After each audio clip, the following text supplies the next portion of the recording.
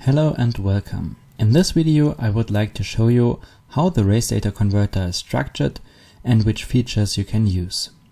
First, we start with the user interface. On the top left you see the input section. Here you can select the exported data from your Explorer. RaceDataConverter automatically recognizes from which program you have exported the data.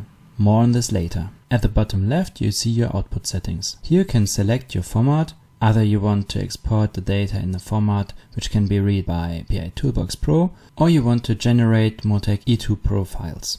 You can also select your folder and subfolder and specify how the exported file should be named. This also can be done automatically by using the placeholder displayed here. For example, you can enter it like this.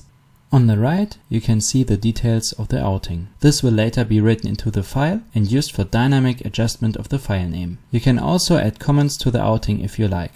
Now we move on to the main window, the heart of the program. It is empty at the moment, so we load a sample file. As we can see on the left, we have loaded a file from WinterUp. The file contains 58 channels and was exported with 100 Hz. Since WinterUp cannot export a lap time split, we have to create one manually. To do this, we select a relevant channel and the parameters that allows the program to recognize the lap time split. The channel laps counts up the laps, a value change, whereas lap time starts over again at 0, resetting the value.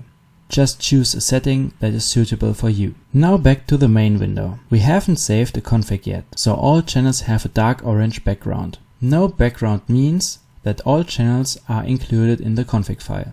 We can now rename the channels and change the units so that they can more easily recognized by Motec or PI Toolbox. For example, we can change the channel steer to steering and specify the unit as a symbol so that PI Toolbox recognizes the unit correctly. Motec, on the other hand, needs letters and cannot deal with the symbols. We can now see the channel has a gray background. This is just to show that we have changed something on the channel. To save memory, we can also adjust the frequency of the channel. It might be the source only logged 1 Hz, but due to the fact exporting a constant frequency, we now have 100 Hz here. Therefore, we write a 1 for all temperature channels. This should be good enough. Last but not least, we can write a comment so that we know to which channel this channel belongs. In my case, AMG GT4. This helps a lot when we create a universal config file, but that is a separate video. To save this configuration, just click on Save. Now we have everything ready and the file can be exported. Cool, isn't it? If you click on the link in the description, you will be taken directly to my website, where you can find out everything you need to know. If you want to see how to work with the program, just click on one of the videos shown here.